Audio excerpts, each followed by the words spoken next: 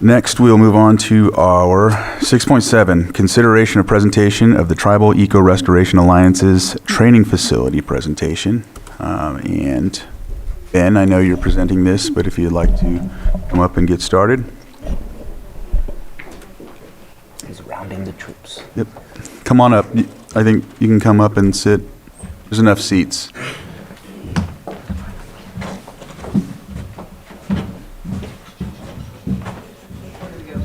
Yeah.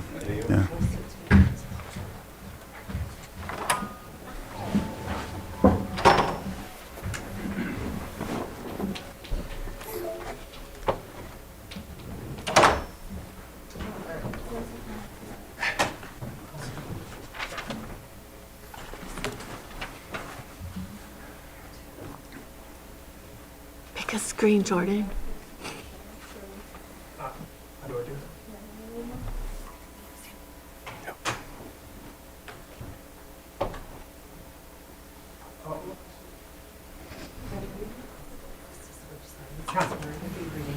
I'm sorry. No problem.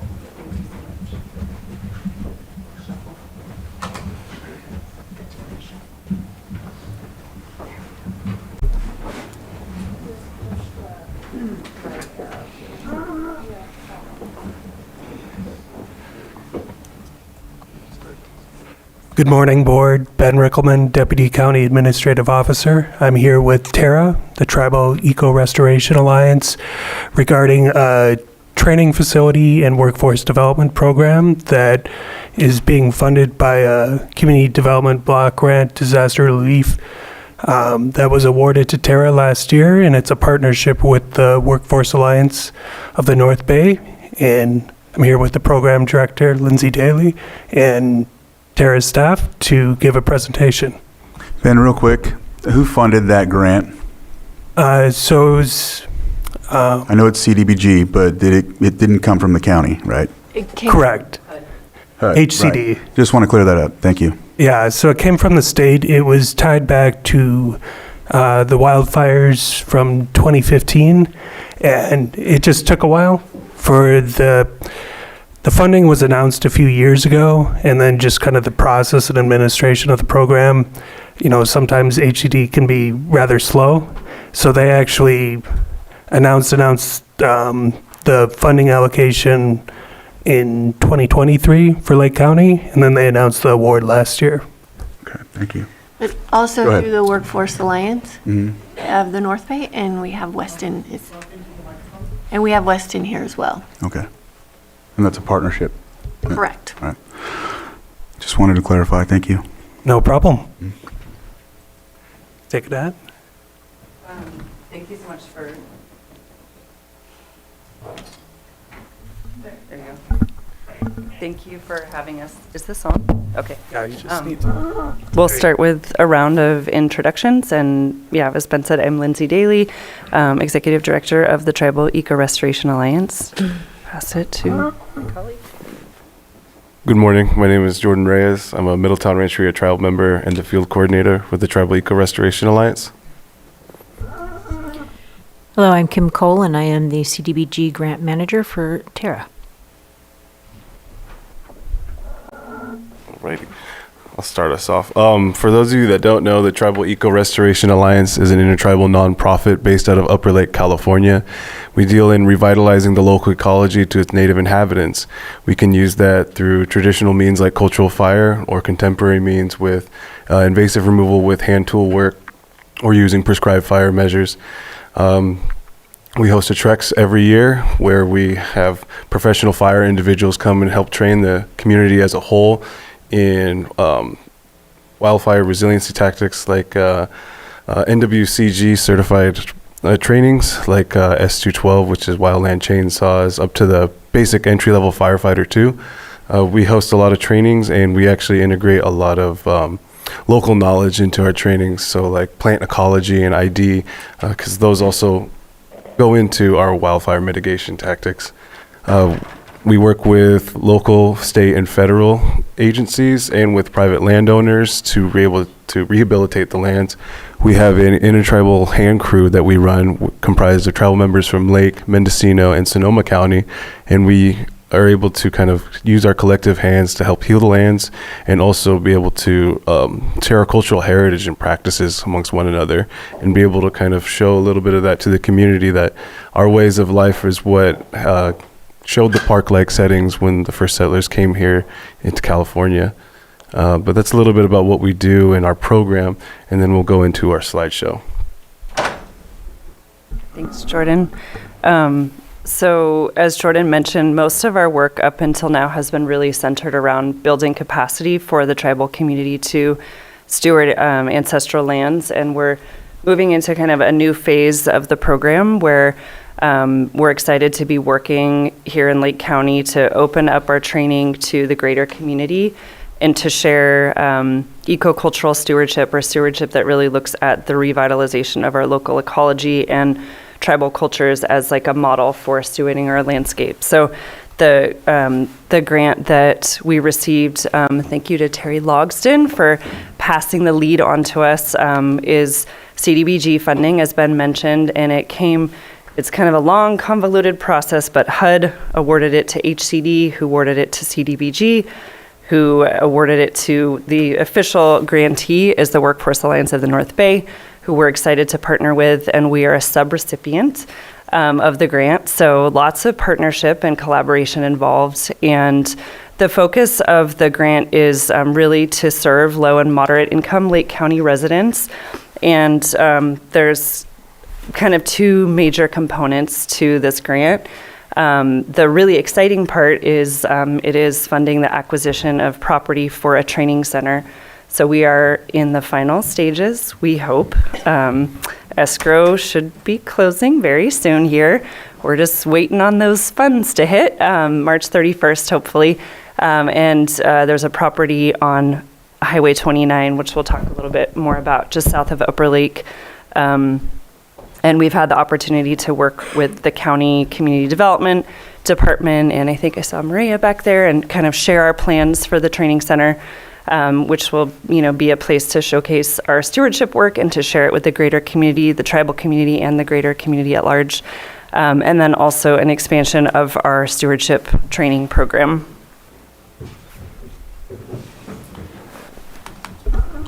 Our ecocultural stewardship, it really enhances the biodiversity that we found in our ecosystems at one time. And so being able to return back to that, not only for tribal members, but I think for all the people who call Lake County home. If we're all going to live here, I think it's our inherent right to be able to steward these lands and take care of it with one another, utilizing the practices of the First Nations that were once here. It reduces the threat of catastrophic wildfire. And for us, it's not just wildfire mitigation. For us, it's our way of life. And our way of life was burning for our plants, for our medicines, and our foods. And when you got that, you had wildfire resiliency as a byproduct. It wasn't our main focus, but it is a part of it. So that's one thing that we're trying to help teach with this ecocultural stewardship, is that even though we burned for different reasons, you had multiple different outcomes that supported different communities. It helps out with our water quality. Being able to burn my traditional homelands in Middletown, we did a couple cultural burns there, and I was able to lead one of them as a cultural burn lead under the new law. And when I did that, we had recently purchased the property, and the creek was supposed to be seasonal. And as far as I know, now there's water in it year round. So it really showed that, the water quality was starting to come back from these burns being reintroduced onto the landscape. And it does support that relationship between people and the land. A part of my trainings, a friend of mine once said to me that sick land leads to sick people, and sick people lead to sick land. And only healing one will not heal both. We have to heal both at the same time. And being able to do that, having relationships between native and non-native on the lands, putting hard work and being able to heal our lands together, because we all call it home, is what shows that relationship between all of us and the land, and being able to have a healthier community for everyone. So this type of stewardship is what we hope to share at the training center, where we demonstrate all the different kinds of things that we're up to. This is a quick little overview of the map of the property. It was formerly a commercial cannabis grow operation, and there is a bunch of infrastructure there. that wasn't useful to too many people, but it's very useful to us. So I don't know, for some of you who've been to our current headquarters, we're currently home based at a small barn at Robinson Rancheria. It's been our awesome kind of starting grounds, and we've been so grateful for that space and the relationship and the support from Robinson, and it's getting very cozy in there. So the property that we're purchasing has infrastructure and it's all existing infrastructure. We're just fixing buildings up. The idea is to have a very light touch on the land and really work with what's there. So there'll be an office space, a large shop and engine bay for our 10-person intertribal hand crew, all of our equipment and gear, our training supplies. There's an old barn that is going to be an awesome gathering space for hosting our trainings, and a place to really bring the community together and to share with other community groups as well who need a meeting place. One of the main kind of pieces that will be land-based is a native plant nursery. We've been working in partnership with Big Valley Band of Pomo to start up a Thule nursery with really the long-term vision of being able to provide wetland plants for the Middle Creek Restoration Project. When that gets underway, there'll be millions of plants needed, and we'd like them to be locally sourced and from this climate here. So native plant nursery is really exciting. And it's 140 acres of different plant communities. There's a creek that flows through that's important hitch-bearing stream where we'll be able to demonstrate, riparian restoration and using, culturally significant basketry plants and food and medicine plants, and then oak woodlands and grasslands, and be able to really walk people around and see a living classroom of what it looks like to be ongoingly tending these different ecological communities with indigenous stewardship practices.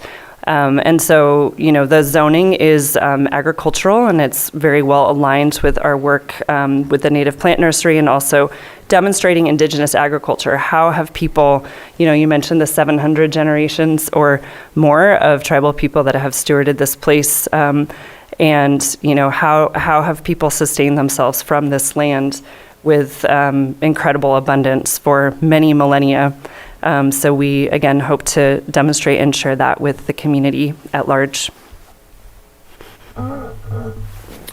And for our trainings, we look to train around 100 Lake County residents with 2 cohorts of the ecocultural stewardship in 4 weeks of training.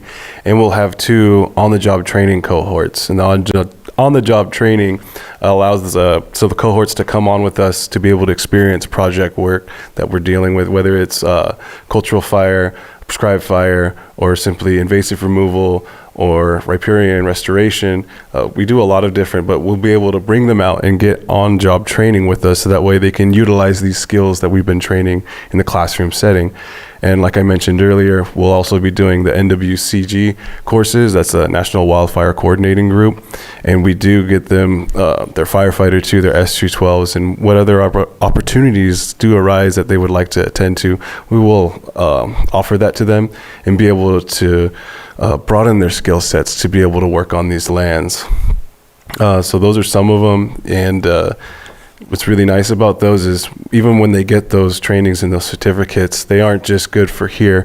I know people that have taken them to CAL FIRE or to Forest Service, and they are used other places as well. So it's a good starting point for people to start their personal or professional development. Yeah, one of our hopes with this program, I saw Chief Cepeda just headed out before we presented, but we really are excited to connect more deeply with, all the potential employers. There's so much work needed in the realm of wildfire resilience, and, there's just a lot of need and a need for training and trained individuals to, to enter work opportunities with local tribes, with our local fire departments, CAL FIRE, Forest Service, the county, having something that's really interesting in our work when we're out doing beneficial burning in collaboration with our agency partners is a lot of our agency partners are like, well, we know wildfire, we know how to stop fires, but we don't necessarily have sort of the complementary skill set around, well, how do you use fire as a healing tool? You know, how do you know how different plants will respond, how intensely they burn, what are the right conditions for burning? And so in order to really, you know, build up that capacity to put good fire on the ground, this program kind of offers that complementary skill set. So you don't learn just how to stop fires, you also learn how to light good fires. And we're really hoping that we can train up more folks that can, you know, work locally and build that local capacity. So excited to connect more with our different partners to, you know, hire young folks so they know there are opportunities here locally to get involved with well-paid careers with, you know, nice career pathways, and you can get trained here in the county and you can go on for jobs here in the county that really benefit your community. All right, so some of our training programs are stewardship, which involved all of the restoration work that we'd be doing, whether it's for the lands, the water, everything like that. Our number one priority with everything that we do is safety, whether it's community safety, safety of our crew, safety of just, it's paramount for us because one of the most dangerous things we do is fire or run saw, and safety is our main objective, but also the safety of our community members that we're a part of. Wildland fire, like Lindsay was saying, we get to train with wildland firefighters because we have to see both sides of that, be able to give beneficial fire, but to know how to react if in the event there is a wildfire, or maybe being able to help agencies so that way we can help our communities in the event of a wildfire. Soft skills, so even beyond just vocational skills, we're teaching soft skills like resume building, professional development, allowing them to do public speaking to help them with their range of teaching if they want to pursue areas like that. Supportive services, we're offering a lot for when people come out. We'll offer, can you help me with that? Yeah, actually, glad we have a WANB person here. Supportive Services will be working with Workforce Alliance of the North Bay, so that will be providing support with things like transportation, childcare, gear, so that folks can show up work ready, and especially, you know, community members that, need that extra help to be able to show up. We'll have that support through our partnership with WANB. Oh, and job pipelines. So as we were saying about the NWCG shirts, those can help qualify them. Or maybe they want to get into something like arborists and they're using our S212 to help them start with their skill set with the chainsaw. I'm using the job pipeline on it too, given that it's so difficult for us to burn on tribal trust lands. The only avenue for me to do right now is to try to build up to be a RXB2 or a burn boss, so that way I can bring beneficial fire onto tribal trust lands, because that's the biggest hurdle that we have. So starting out now, being able to work it and build up my experience to hopefully one day bring good fire back to the tribes of Lake County. I think that is getting to the end of the presentation. We wanted to put just these words out to the community, to the Board of Supervisors and the community in general, that we, our programs have historically been really serving primarily the tribal community, although some of our fire trainings have been open to the whole community. And we're kind of moving into new territory where we would like to connect more with local schools, with who in the county is doing work that's really connecting youth with opportunities for careers and livelihoods here in Lake County. What are the best places that we can reach folks and potential partnerships. So any ideas we would certainly welcome. If any of you all know in your districts, who we should be talking to, you all know better than anyone. And and when we, hopefully, spirit willing, very soon are in our new spot, we'll invite you all out for a celebration as well. I think that is the end of our presentation. Supervisor Pyska, then Vice Chair. Well, it has been an absolute pleasure watching you grow and supporting in all the ways that we possibly can. Being out on your burns is a really powerful experience. I've been able to see quite a few of them. And the the interagency collaboration is phenomenal. It's so wonderful when we see CAL FIRE folks and local fire agency folks out all working together. It's really beautiful. I love the collaboration with the Cobb Area Water Company to restore the watershed. There's been several burns out there. It's made a really big difference in improving the health of the land, which is the whole point of all of this, it's awesome. I hope everyone can go out and see one of the burns. The capacity building over the years has been really important to our community for job growth, for workforce development, because we have such a great need to do all of this work, and we have quite a large land area in our county. How many employees do you currently have, and how do you see that growing over the next couple of years? That's a great question. So we were founded in 2019 as an all-volunteer organization, and today I think we have 22 people, full-time staff members, mostly Lake County residents. I think our crew kind of expands and contracts with different training programs. So this on-the-job training cohort that we'll be bringing on through this grant will, our crew will go up to around 20 people, and then it'll shrink back down to our permanent staff. I think we've been growing so much that we're really looking to get to a long-term home, stabilize our programs, and do some strategic planning to, think about the best way to continue to serve the community. So, we're in a good spot right now, and we're kind of catching up to ourselves a little bit. Yeah, and there's a lot of work to be done. I know we supported the MOU that you have with BLM for the Black Forest work. Unfortunately, with all the funding freezes, that work is on hold. It started again. When? I just talked to Joseph yesterday. We received, it's been touch and go, as many of you might imagine, stop, start, with many of our contracts, which has been a wild ride. But we received a rescindment of the stop work order last week. And so we're not at the Black Forest right now because we're finishing up a project with Scotts Valley Band of Pomo. But we are authorized to continue working on that grant again. And we have, right now we have 5 years of funding with BLM for project work in the county. And we're meeting with BLM, I think, next week to look at some projects up on Cow Mountain as well. So we are supposedly good to go for now on. Well, I had heard about the stop work order. He told me about that yesterday. Fingers crossed, because I know there's a lot of changes day by day. But this work is critical, not just for the health of the forest, but also the protection of our communities. So I'm so grateful that you've got these MOUs in place, and it sounds like they're expanding. I know that the one in the Black Forest, it sounds like it's expanding significantly.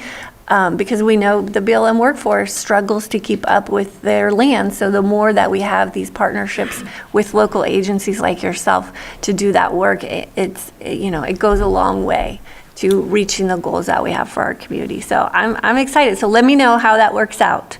Because I know it's been touch and go for a while. And then I know that we have Weston here, if we want to invite him up to speak on the Workforce Alliance part of this. Let Chair go first. Yep. And then you can come up, sir, after that. Go ahead. Yeah, thank you for the presentation, and I appreciate you bringing up the question about reaching students. I believe you folks were at the Mendocino College last week for the event. I think it was with 11th graders or high school students. Is that right? I'm not too sure. I wasn't there, but someone might have been. Someone might have been there.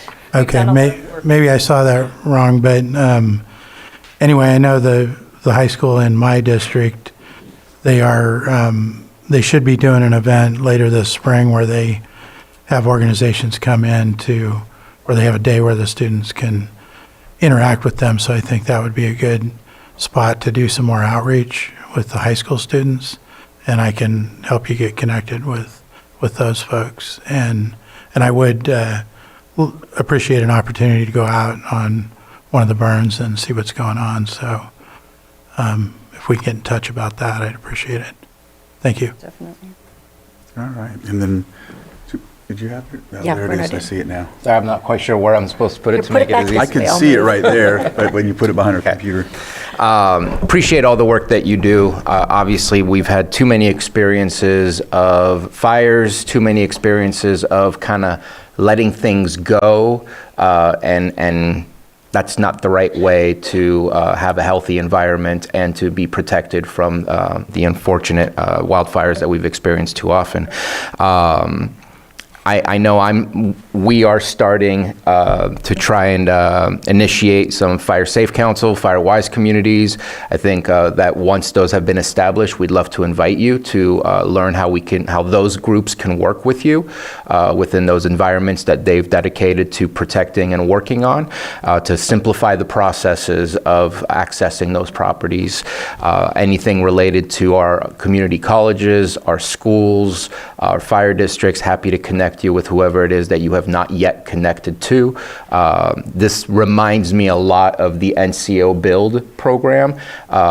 We need housing. We have NCO Build who's trying to rehabilitate housing and also doing workforce development. We need fire protection, and you're doing the workforce development and at the same time trying to do work to protect our environment. And so appreciate what you're doing, and looking forward to how it continues to grow. And you had an amazing presence at the Science Symposium. I saw TERA folks all over the place with their uniforms on. So at 22, I was like, yeah, that sounds about right, because everywhere I looked, there seemed to be an orange hat. So appreciate seeing you here, and appreciate the presentation and great work. Let's keep it up. Yes, thank you. And I would actually like to take you up on going out on a burn as well. Fantastic. Yeah, we're hoping, hope to have some more burns this spring. And we didn't present on, we have a whole number of grants and partnerships, and one of the really awesome things about getting to come work on our crew as a training program is that you get to go work with BLM, you get to go work with CAL FIRE, you get to go work with the Forest Service, you get to work with the local tribes, and that, relationship building and exposure to career opportunities is such a cool thing. And hopefully if another of our federal grants gets back in line, we'll have 5 years of funding for our fire program with the Community Wildfire Defense Grant.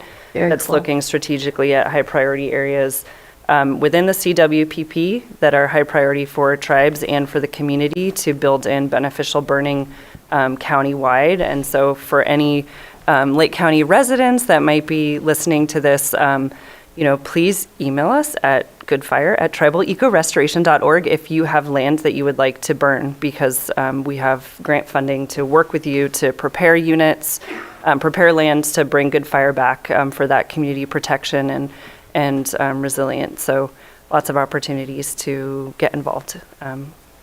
Thank you. All right, and then you said Weston? Weston.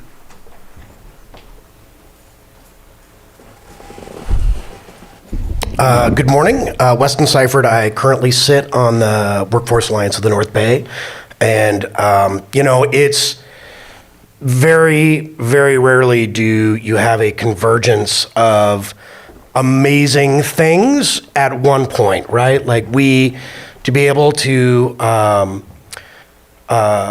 be a part of and partner with an organization that is just bringing good to the community.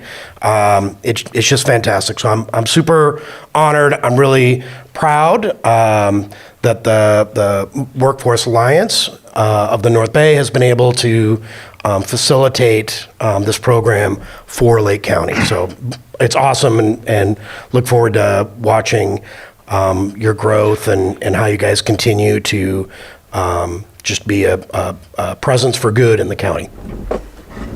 Thank you. Thank you, Weston. All right. You have something? I'll open it up to the public. I didn't know if you, did you? Come on up, yeah.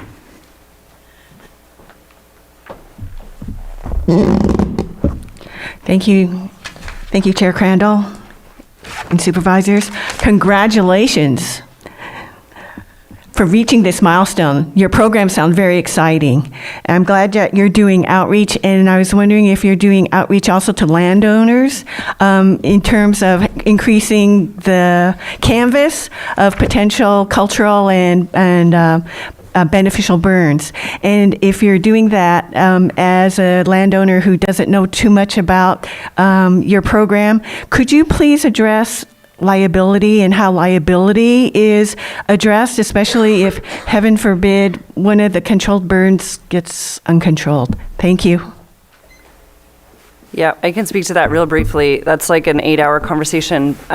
It's been one of the biggest barriers in the state of California. We are in a very litigious state, and it's been a big barrier for putting good fire on the ground. Luckily, we have some really amazing folks that have been working on policy changes to shift that. So, the first thing is we mitigate risk by doing a whole bunch of different things to make that fire as safe as possible from the get-go. We prepare the unit, make sure we have good containment lines, that we have personnel that's trained and ready to respond. We partner with agencies, so you get a nice shiny fire truck, usually sitting at that burn in case things get out of control. So most of the work is really in risk mitigation up front. And there is always the chance that something can go not as planned when you're working with Mother Nature and an element like fire. And there's a couple different pieces that we have at play. One is the state now provides a liability claims fund. So all of our burns we have a burn plan that's written by a state qualified burn boss. And then it's technically reviewed by a state qualified burn boss with a whole bunch of measures in there for, how many people do you need if something goes wrong, So there's that plan set in place. And then we submit our plan to the state sponsored claims fund. So that protects against third party losses. So if, fire jumps your property line and burns your neighbor's fence down, the state will actually cover up to $2 million in losses, which is hugely helpful.